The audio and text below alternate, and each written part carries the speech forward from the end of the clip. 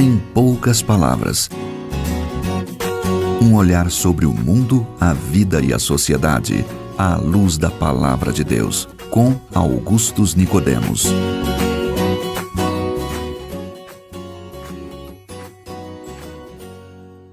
Olá, queridos ouvintes, está entrando no ar mais uma edição do nosso programa Em Poucas Palavras, da Primeira Igreja Presbiteriana de Goiânia. Junto com você, nestes próximos minutos, estou eu, Natsan Matias, e agradeço a sua audiência, como sempre. E fazendo companhia com a gente está aqui o pastor Augustus Nicodemos. Olá, pastor. Olá, querido ouvinte, receba a nossa saudação e o nosso desejo de que esse programa seja uma bênção na sua vida. E com certeza será. Aguarde aí.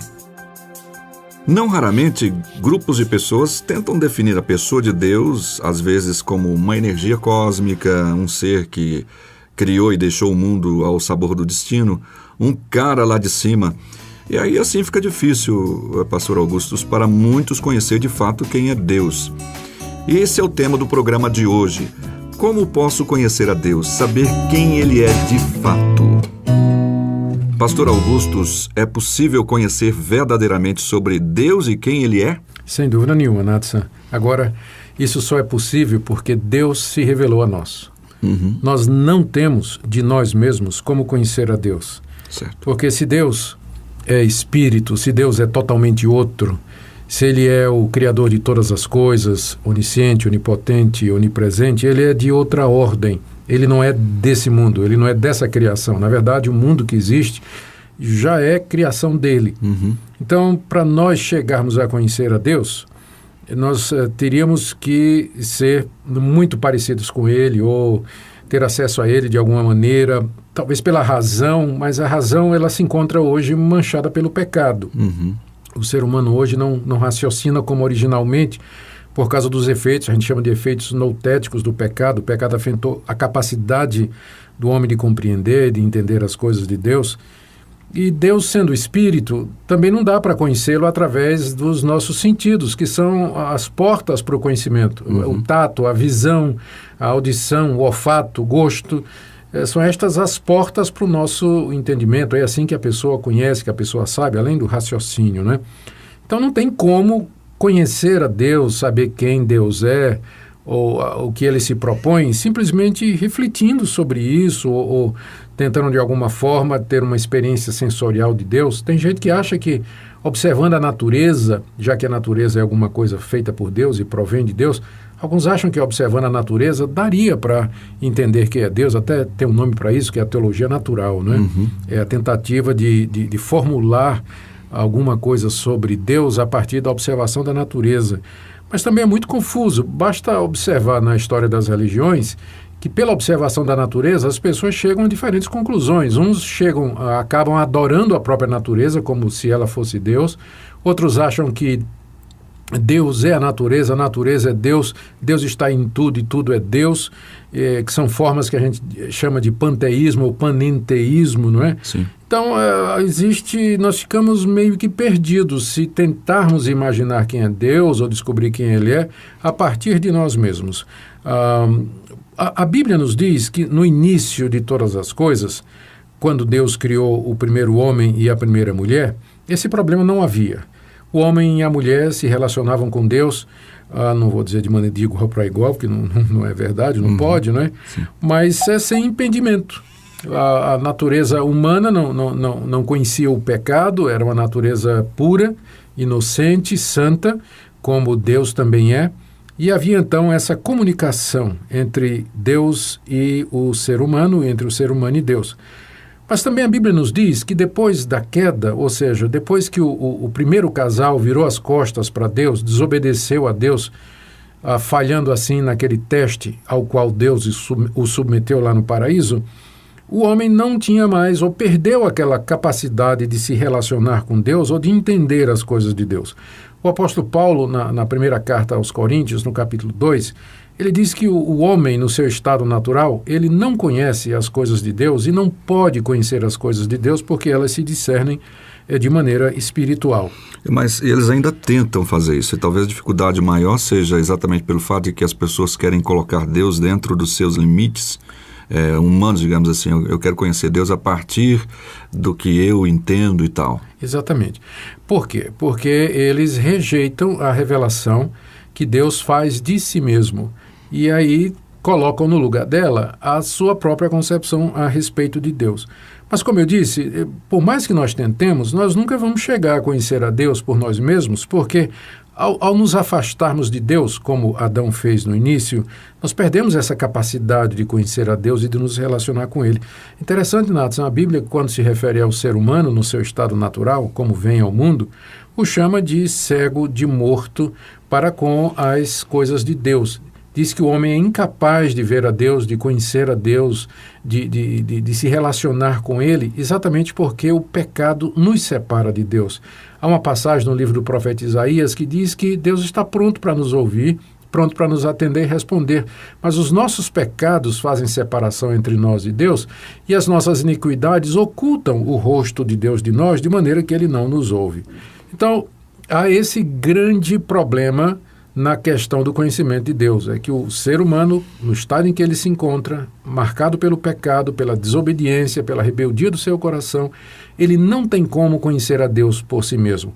Ele não pode entender Deus ou definir Deus da mesma forma como ele faz isso com os fenômenos naturais, que ele analisa, ele compila, ele entende, ele elabora hipóteses, testa essas hipóteses em laboratório e finalmente chega com alguma lei, um dogma, uma definição.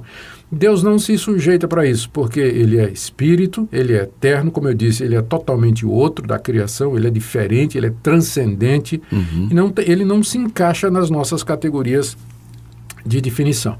Mas, como eu disse, ele se revelou na sua misericórdia, no seu grande amor. Deus se deu a conhecer. Ele fez isso através de uma nação, há muito tempo atrás, que é a nação de Israel. Ele escolheu a nação de Israel de entre todos os povos daquela época, deu a sua lei, deu a sua revelação, revelou a sua aliança, fez um pacto com aquele povo, fez promessas, levantou pessoas que ele usou para registrar a revelação a respeito de si mesmo, como Moisés, como Davi, como Samuel, os profetas. E finalmente Deus veio nos visitar na pessoa do seu Filho, Jesus Cristo.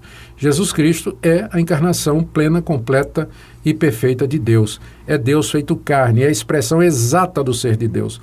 Em Jesus Cristo, Deus veio ao nosso encontro. Ele se deu a conhecer a nós, andou conosco, viveu conosco, participou da nossa vida, participou da nossa humanidade.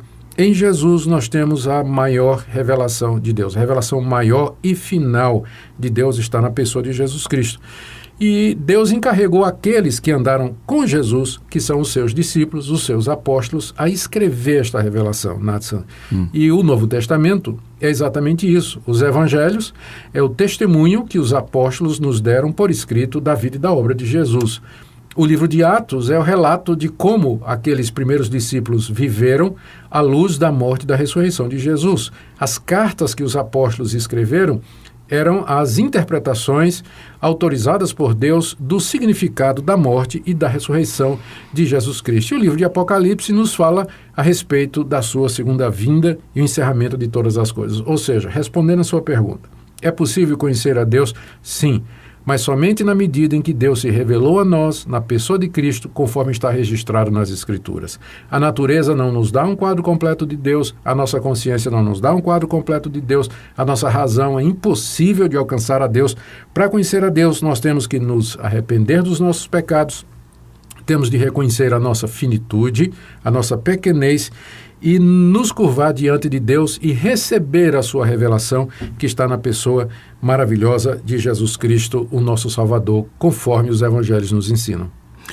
Ok, e o próprio Jesus diz lá em João capítulo 17, versículo 13, ele diz: "E a vida eterna é esta, que te conheçam a ti, o único Deus verdadeiro, e a Jesus Cristo a quem enviaste." Então o próprio Filho de Deus dizendo que ele se deixa conhecer por meio dele mesmo, né? E com ele também dá a vida eterna. Isso aqui é importante, Nathan, que você está dizendo, porque para muita gente a vida eterna é um estado de felicidade, de autogratificação, onde a pessoa vai ser feliz pelos séculos dos séculos. Isso não está excluído. Mas o cerne da vida eterna é exatamente conhecer a Deus. Não há felicidade maior ou prazer que supere esse de você ter um relacionamento significativo, você conhecer pessoalmente o Deus eterno, Criador de todas as coisas, e se relacionar com Ele como o filho se relaciona com o pai. Essa é a vida eterna. Ok. Então, vocês ouviram uma boa resposta. Vamos pensar um pouquinho enquanto a gente escuta esta música e daqui a pouco a gente volta.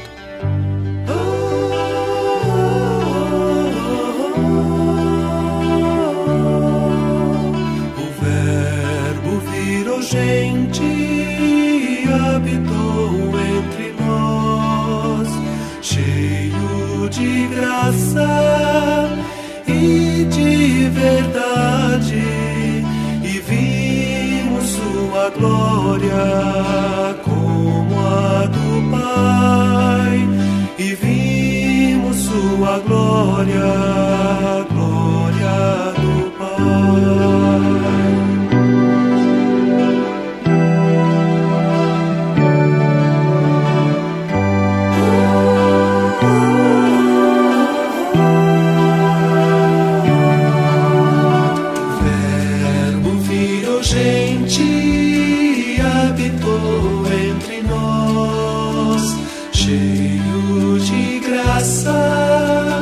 E de verdade, e vimos sua glória como a do Pai, e vimos sua glória, glória do Pai, e vimos sua glória como a do Pai, e vimos sua glória, glória do Pai, e vimos sua glória como a do Pai, e vimos sua glória, glória do Pai. Bem, nosso tempo está chegando ao final e foi bom mais uma vez estar com você em mais um programa aqui nesta emissora.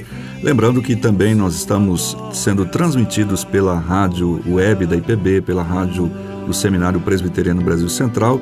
Você pode procurar aí no Google Rádio IPB, que você vai encontrar, e lá nós temos os horários em que estão sendo veiculados esses programas também. Mas é importante que você esteja aqui conosco constantemente, acompanhando nesse mesmo horário a nossa programação, porque nós temos muito ainda o que falar com você. Caso tenha alguma dúvida, envie a sua pergunta para o nosso e-mail em poucaspalavras@pipg.org. Pastor Augustus. Eu quero apenas me despedir de você, querido ouvinte, e dizer que Deus nos convida a conhecê-lo na pessoa de Jesus Cristo. Receba esse convite, humilhe-se diante de Deus, confessando seus pecados e crendo em Jesus como sendo a revelação final e última de Deus. Deus o abençoe. Até amanhã aqui neste mesmo horário. Como a do Pai, e vimos sua glória, glória do Pai, e vimos sua glória, como a do Pai, e vimos sua glória, glória do Pai, e vimos sua glória, como a do Pai, e vimos sua glória.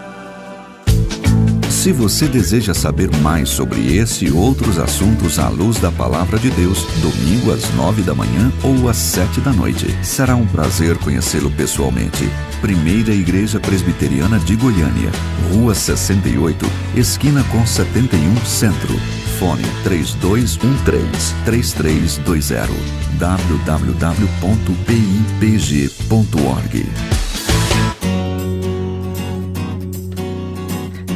Em poucas palavras, um olhar sobre o mundo, a vida e a sociedade, à luz da Palavra de Deus. Apresentação Nadson Matias. Comentário Augustus Nicodemos. Um programa da Primeira Igreja Presbiteriana de Goiânia, Rua 68, esquina com 71 Centro. Visite o nosso site www.pipg.org. Apoio Seminário Presbiteriano Brasil Central, Goiânia.